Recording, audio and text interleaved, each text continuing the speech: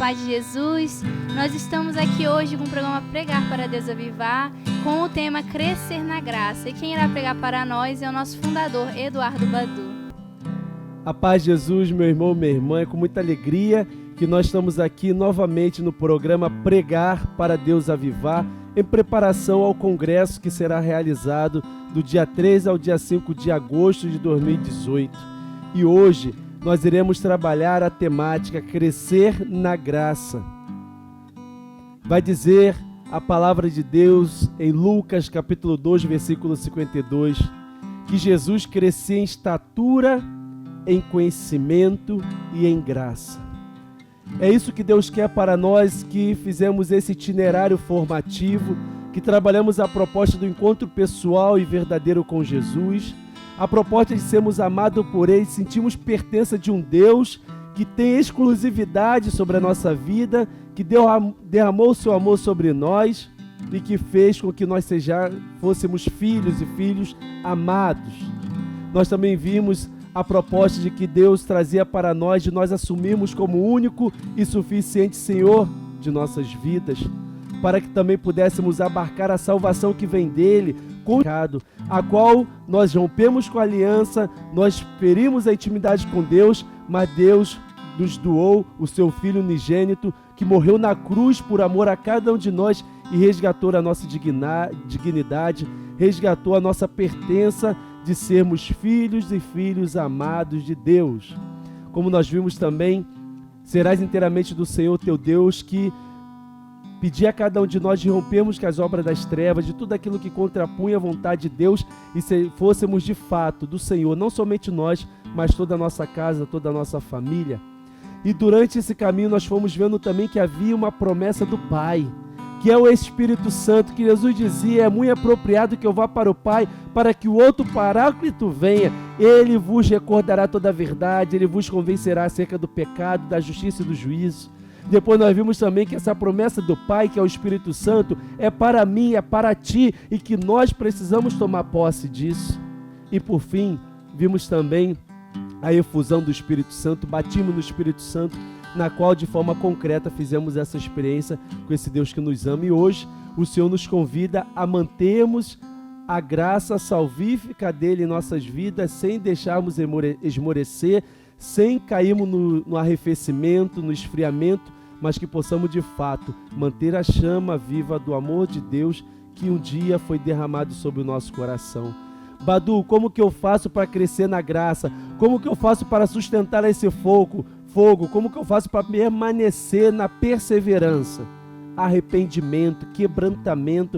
O Salmo 50 pode te ajudar a rezar, a você de fato olhar o teu coração, olhar a tua realidade sobre a ótica de Deus e você se deparar que você é pecador, que você é miserável, que você é dependente de Deus, que você é pequeno e que todas as vezes que você sair da presença de Deus, da aliança dele e romper com a eleição a qual ele te chamou para você ser vocacionado à santidade, ao amor, você olhando esse salmo, rezando esse Salmo 50, você pode muito bem quebrantar o seu coração e perceber que Deus, ele se inclina quando ele encontra no homem um coração arrependido, quebrantado.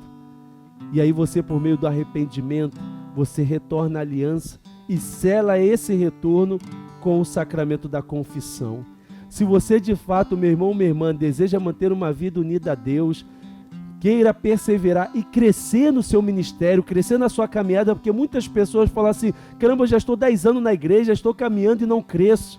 Sobretudo é porque falta arrependimento, quebrantamento e também o exercício constante de se utilizar do sacramento da confissão, que é um sacramento de cura, que é um sacramento de libertação, que é um sacramento que nos retorna ao status quo. O que significa assim? O que significa isso? O status da graça, o estado da graça de Deus. Deus nos fez em estado de perfeição, nos colocou num jardim para que pudéssemos ser plenamente felizes, mas nós preferimos construir castelos da nossa maneira aqui na terra e aí acabamos preferindo um bem menor do que um bem maior, que é o próprio Deus. E aí, como vai dizer o Catecismo da Igreja Católica, o que é o pecado? Errar o alvo.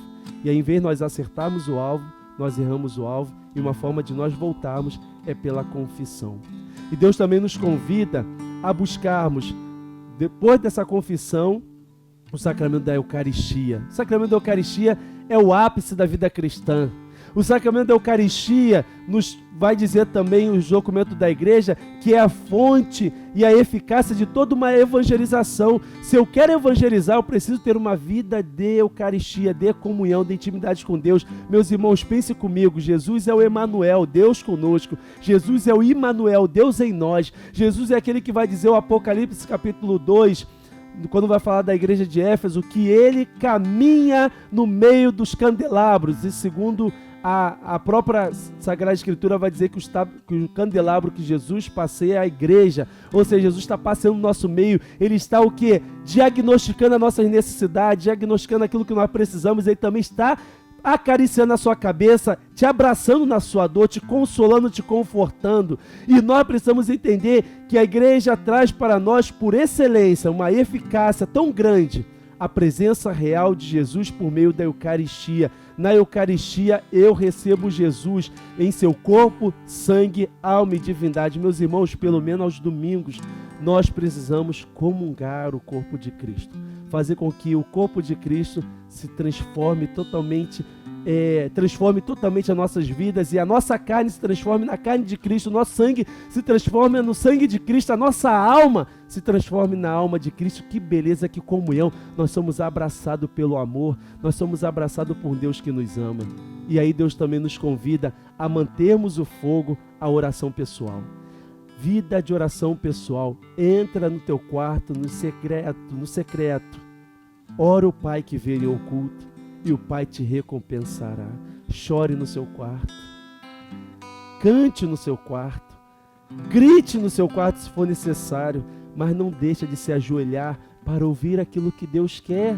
Quando nós estabelecemos um diálogo iniciamos uma conversa com alguém, estabelecemos um diálogo, é necessário você também ouvir. Então, nessa vida de oração pessoal, você precisa falar, mas também ouvir aquilo que Deus tem ao seu respeito, aquilo que Ele quer falar a seu respeito, aquilo que Ele quer transformar na sua vida. E vai dizer, Lucas capítulo 11, versículo de 1 a 4, Jesus estava falando com o Pai. Jesus, sendo Deus, falava com o Pai. Os discípulos, os apóstolos, vendo Jesus se comunicar com o Pai por meio da oração, percebeu a única maneira, a única forma que Jesus tinha de se revelar ao Pai, ou melhor, de ter diálogo com o Pai, de conversar com o Pai, foi por meio da oração. Eles não eram bobos, eles não perderam tempo. Sabe o que eles pediram a Jesus? Mestre, ensina-nos a orar. Porque eles viram que a única forma que nós temos de falar com Deus é pela oração. E muitas vezes nós falamos assim, eu falei com Deus, mas fala com Deus de outra maneira, da forma exclusiva, especial, contundente, de nós de fato falarmos com Deus é por meio da oração. E chamarmos um Deus que é Pai, Papai, Pai amado, Pai querido. E pedimos que o reino dele estabeleça aqui na terra, que ele nos dê o pão cotidiano, que Ele nos livre do pecado e que Ele nos dê a graça de perdoarmos uns aos outros e também que possamos resistir à tentação, resistir ao maligno. Meus irmãos, também a forma de nós mantermos o fogo aceso, a chama acesa, é um amor à Virgem Maria. Nós temos uma mãe, Jesus quis ter uma mãe. O Pai, olhando que o mundo estava em trevas, olhou e viu uma mulher, uma jovem, uma adolescente de cerca de 12 a 15 anos, que estava ali aguardando a expectativa do cumprimento da promessa, que uma virgem daria à luz um filho. E o anjo entra, alegra-te, cheia de graça, alegra-te, o Senhor é contigo. Ela perturbou-se com aquela saudação, porque viu que de fato era a presença de Deus. Ela perguntou, e o anjo disse que ela seria a mãe do Salvador. Ela, como se dará isso? O Espírito Santo virá sobre ti, Maria. Não apenas o Espírito, a sombra do Altíssimo, a sombra do Pai te envolverá. Diante desse mistério, ela não teve outra resposta a dizer a não ser: eis aqui a serva do Senhor. faça-se em mim segundo a tua vontade, segundo a tua palavra. Eu sou toda tua, disse Maria para Deus. Ela entregou a sua autonomia, criou disponibilidade para servir e confiou única e exclusivamente na providência. Ela tinha o espírito de humildade, de serviço, de amor desinteressado. Maria saiu apressadamente logo depois ao encontro de Isabel para colocar a serviço tudo aquilo que ela experimentou. Você, meu irmão, minha irmã, que fez uma experiência concreta com Deus, que participou do seminário de vida no Espírito, que fez um retiro, que teve aí uma visitação extraordinária de Deus na sua vida por meio da oração, por meio do sacramento, por meio da vida fraterna, por meio de tudo isso que eu já falei. Você é chamado agora a se colocar em serviço, mas no serviço do amor, porque é outra elemento e ferramenta para que possamos nos manter no fogo, é serviço no amor. Eu preciso ser servo no amor. Eu preciso obedecer porque eu amo. Eu preciso cuidar das pessoas porque eu amo a Deus. Eu preciso orar porque eu amo a Deus. Eu preciso adorar porque eu amo a Deus. E nós precisamos entender que nós somos servos inúteis e fizemos aquilo que nós deveríamos fazer. O servo do amor faz como Maria. Eis aqui o servo, eis aqui a serva. Faça segundo a tua vontade. E assim também como Maria, olhando para aquele servente, virou-se para eles lá na boda de Caná, João capítulo 12, e disse: fazei tudo o que ele vos disser. O servo é chamado a ouvir, a obedecer, a crer, a esperar nos cumprimentos da promessa. Porque eu sou servo, eu obedeço. Mas por que eu obedeço? Porque eu amo a Deus. Porque eu creio que Ele tem uma palavra, uma proposta, um desígnio para mim de felicidade. E o servo que quer manter-se no fogo precisa servir no amor. E por fim, meu irmão, minha irmã, você que nos assiste nesse programa e é chamado a fazer essa experiência, é chamado também a pregar a palavra para Deus avivar, você precisa servir na radicalidade evangélica. Jesus, no Evangelho de São João, capítulo 2, vai dizer que ele entrou no templo e viu os vendedores, os mercenários, os mercadores no templo. E ele ali com zelo, paixão pelo templo, amor por Deus, pegou o chicote e começou a varrer. Deixa, meu irmão, minha irmã, que Deus possa varrer as impurezas da sua vida.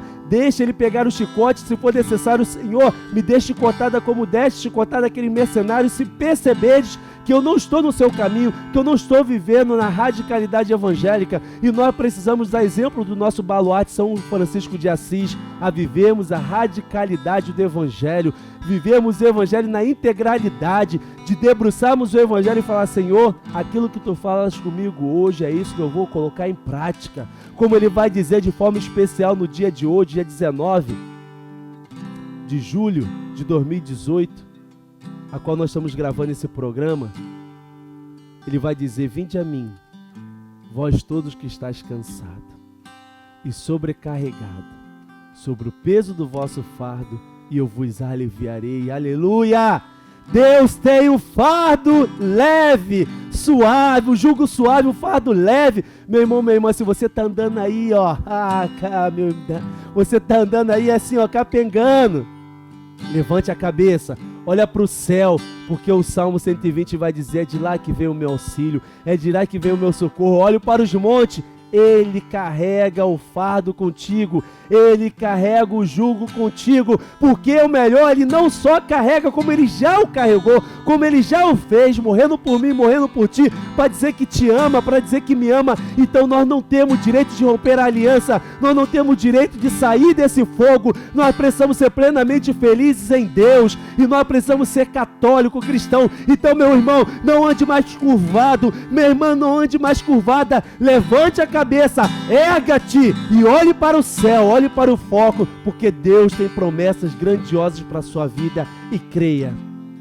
que o amor de Deus derramado no seu coração é capaz de transformar a sua vida. Por isso eu peço a Deus: quebranta-nos, dai-nos arrependimento, dai-nos paixão pelas almas, dai-nos uma angústia suprema de tudo aquilo que nós estamos fazendo errado. Faz com que possamos chorar pela situação do Brasil, faz com que possamos chorar pela situação que nós vivemos aqui no Rio de Janeiro, faz com que possamos chorar que todas as vezes os nossos familiares não querem saber de Ti, ó Deus, que nossos amigos não querem saber de Ti. Eu não posso julgá-los, eu não posso condená-los, mas eu preciso chorar por eles, eu preciso amá-los, eu preciso orar, eu preciso me quebrantar, para que um dia eles possam estar quebrantados ó Deus, não tira os meus olhos da Santa Eucaristia, não tira os meus olhos da confissão, não tira os meus olhos da Tua Palavra, porque é a forma que eu possa ter uma experiência contigo, ó Deus. Leva-me para o meu quarto, para que lá no escondido, onde ninguém me vê, eu possa ter diálogo contigo, coloque contigo experiência grandiosa. Arma a Tua tenda em mim, Senhor, na minha casa. Eu quero levantar uma torre de oração para clamar e orar e declarar que Tu és santo, que Tu és Senhor, que Tu és o Senhor, o Salvador, o Messias ungido do Pai. Ó Deus amado, Deus querido, que eu possa ter amor à Virgem Maria, que eu possa deixar que ela me abrace e que eu possa ser colocado, enxertado no ventre materno de uma mãe que me ama e que cuida de mim. Ó Mãe, todas as vezes que eu for te abandonar o Teu Filho, ó Mãe, todas as vezes que eu for sair da aliança, me pega, pode me pegar pelo pescoço, pode me pegar aí pela camisa e falar: vem, meu filho. Não deixa, Mãe, que eu me perca, não deixa que eu me perca, porque eu amo o Seu Filho. Eu amo o Seu Filho e eu preciso que a Senhora me ajude a amar cada vez mais o Seu Filho e intercede por mim, Maria, para que eu possa servir no amor como Tu serviste no amor e viver a radicalidade do Evangelho. Bendito seja Deus, glorificado seja Deus.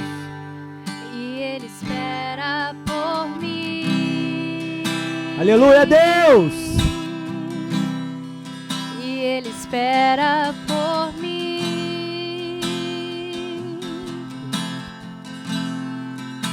Aquele que tem sede, venha. Aquele que tem sede, receba.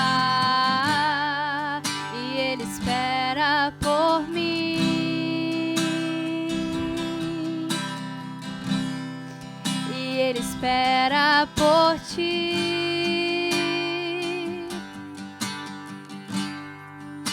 Aquele que tem sede, venha. Aquele que tem sede, receba. Meu irmão, minha irmã, termino esse colóquio espiritual, essa pregação, essa formação que creio que vai impactar a sua vida e que você possa transmitir esse conteúdo, esse vídeo para outros irmãos. Se inscreva em nosso canal também, dê o seu like, coloque o seu comentário e nos ajuda a crescer nesse apostolado. E eu quero aqui deixar um exercício concreto para você. O pecado. Vou dar um exemplo de pecado. Eu menti. No dia que eu me arrepender e quando eu for me confessar, aí vem a ação para não mais pecar. Qual é a ação para não mais pecar? Eu ir ao encontro desse irmão e trazer a verdade para ele. Se um dia eu menti, eu preciso reparar esse dano, trazendo a verdade, para que eu não venha mais cometer aquele pecado. Por exemplo, cometi um pecado, porque às vezes a gente pensa que o pecado estão lá só nos 10 mandamentos, mas tem outras matérias que nós pecamos. No meu caso, que tem uma regra de vida, por exemplo, eu deixo de fazer a Lexio Divina, a meditação diária da Palavra de Deus. Se eu me arrependo, me confesso, o ato e o efeito de eu evitar esse pecado novamente é eu indo ao encontro de Jesus, pegando a sua palavra e fazendo a Lexio Divina e me vigiando para que cada dia eu possa fazer a Lexio. Então, meu irmão, minha irmã, fica essa receita, esse segredo para você e eu creio que tu serás verdadeiramente feliz. Que Deus te abençoe. Estamos unidos para que nós possamos pregar para Deus avivar.